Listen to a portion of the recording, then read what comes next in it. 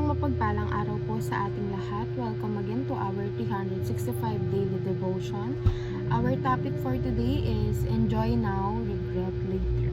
Our scripture for today is Genesis chapter 39 verse 9 and 10. No one is greater in this house than I am. My master has withheld nothing from me except you because you are his wife.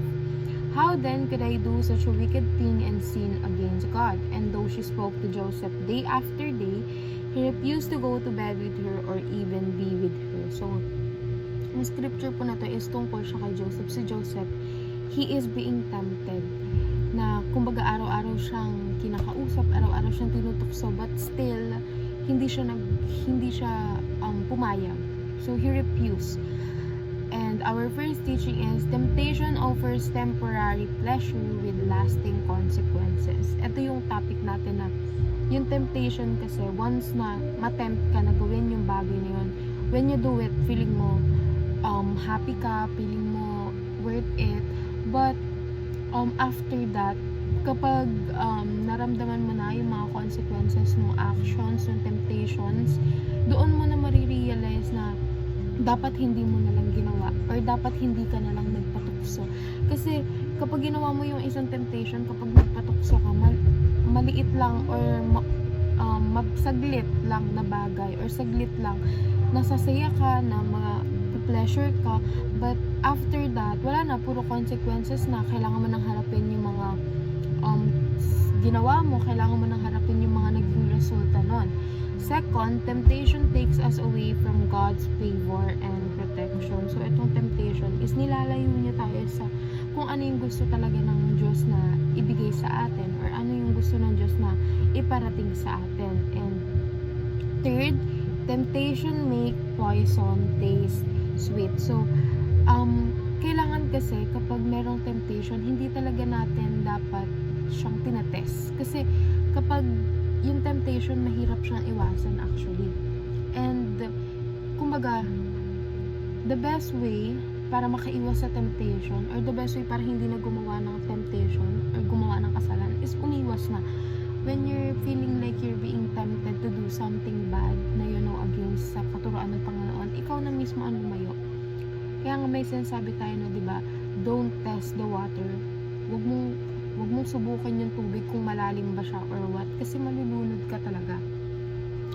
And sa temptation makes poison taste sweet. Akala natin, di ba, yung mga poison, yun yung mga nakakapatay sa atin, pero yun pa yung mga matatamis, yun pa yung mga gusto nating i-take rather than dun sa mga hindi naman or sa mga safe naman. So, moving on to application, first, escape from temporary pleasure. Kagaya na sinasabi ko kanina, bago pa lang dapat tayo mapunta sa point na matutukso tayo, dapat alam natin sa sarili natin kung paano umiwas, kung paano, for example, alam mo na kapag sumama ka sa ganitong circle of friends, you'll be tempted to do something na against sa Panginoon. So that, dapat, doon pa lang is ikaw na mismo yung lumalayo. And second, endure suffering under God's favor.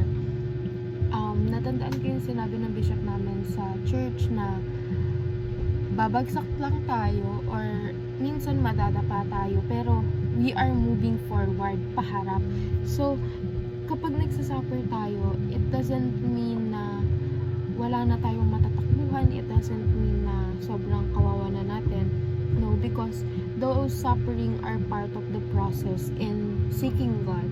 And kailangan natin i-endure yun kasi after that feeling, meron talagang joy na mapupunta sa atin or ibibigay sa atin ng Panginoon. And last but not the least, enjoy life within the boundary of God. Minsan kasi yung mga tao is naiisip nila na kapag when you are seeking God, na kapag puro Panginoon lang, kapag nag-focus ka sa Panginoon, hindi na magiging masaya yung buhay mo. Kasi maraming mga tao, tingin nila sa mga religious people or sa mga taong sumusunod sa Diyos is wala silang enjoy sa buhay. Hindi nila kaya mag-enjoy kasi yung enjoy na gusto natin, mga tao, mga makamundong bagay like alcohol, party, and all. But we need to enjoy life within those boundaries. Merong mga boundaries ang Panginoon kasi imbes na mag-party ka, uminom ka, you can bond with